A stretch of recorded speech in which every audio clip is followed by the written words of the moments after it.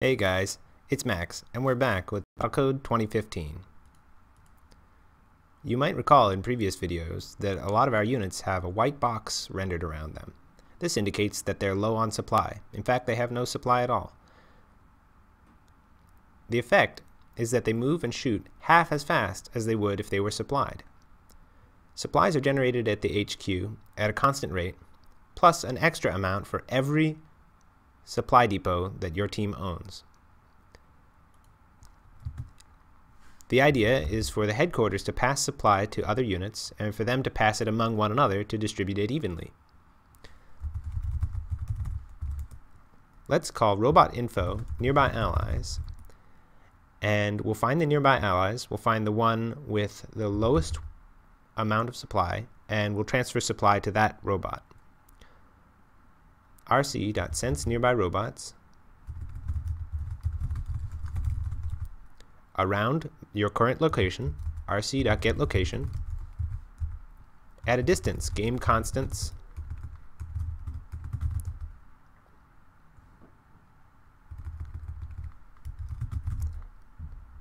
dot supply transfer radius squared, and we'll make sure that those robots that we're transferring supply to are on our team.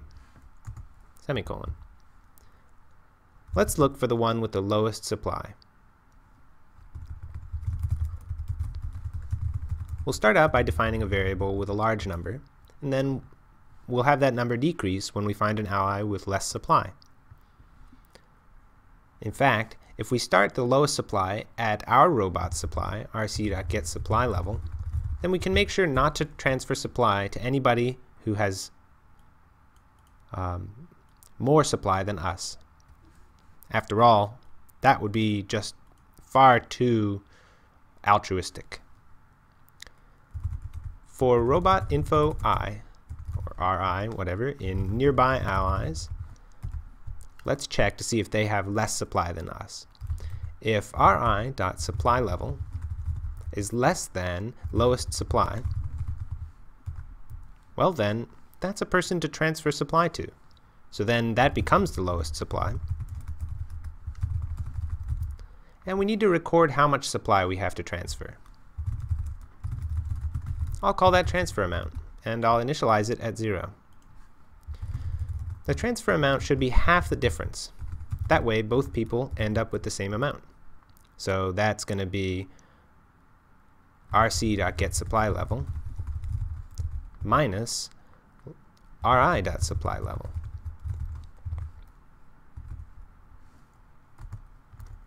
Divided by 2. Lastly, we'll need to record the location. I'll call it supplies to this location. Something like that. It's a bad name. I'll start it out as null.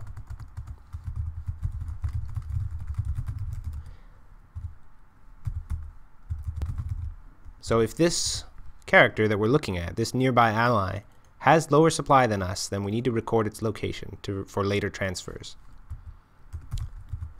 If supplies to this location is not null at the end of this loop, then that means in fact somebody has been found to transfer supplies to.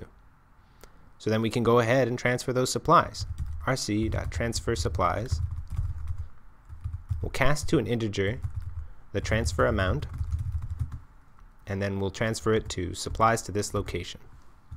Let's check our list to see if there are other things we need to check before transferring supplies. Transfer supplies. Well, there's no delay requirement, and you simply need to have a robot on that location. There are no other delays, and you can in fact repeat this multiple times per round. And we've checked that there's a robot on location. It'll be this robot in nearby allies. We don't want this big method to pollute our simple looking run, so I'll cut this and I'll call it transfer supplies.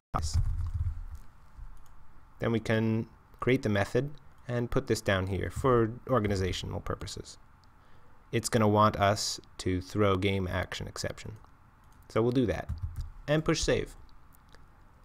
What I'll do is I'll play player 6, our new player with transferring supplies, against player 5. That way you'll get an idea what the effect of having supplies is. A sort of visceral, visual picture, ideally. My computer's really having some trouble because we're getting to the point where there's a lot of rendering and a lot of encoding to do. So Team B will be player 6. Let's look to see if Team B appears faster than Team A. So Team B is in blue. Does it look to you like Team B is moving and executing faster than Team A? That's what it looks like to me. For one thing, you can see that the robots don't have this white square around them. They're fully supplied. And the effect you can see in the numbers. They have 26 miners at the time when red has 17. They have 6 miner factories at the same time, 47. They're already outpacing the other team by a huge margin. So you can see the efficacy of having supply. But at the same time, it's a negative feedback mechanism. Robots that are all the way out here are unsupplied. It'll be necessary to maintain a kind of supply chain to keep all the units in the front lines supplied. That's the point of the supply mechanism. You can see that robots in the back here are fully supplied, but due to a traffic jam, all the supplies back here can't get out to here. Alright. Another thing that I'm noticing is that our non-combat units, the miners and the beavers, are not actually shooting at the enemy. We can make them do that with a small change in the code, and we'll see an even bigger improvement. Here for the miner, we'll make shooting a priority. We'll just use attack enemy 0.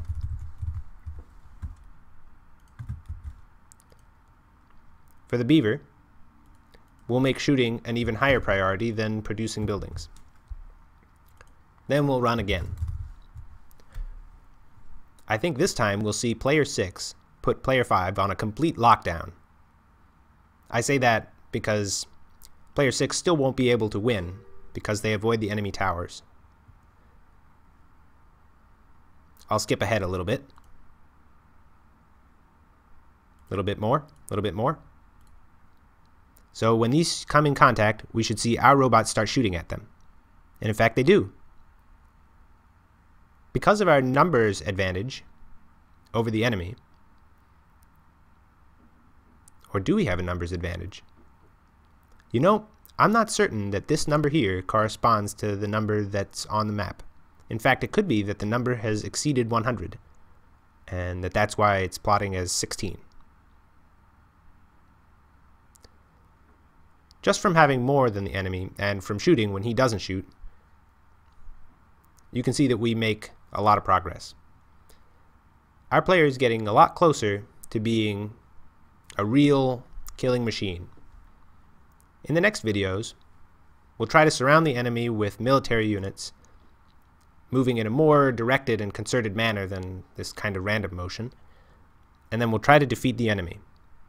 Until then, I hope this helps, and I'll see you next time.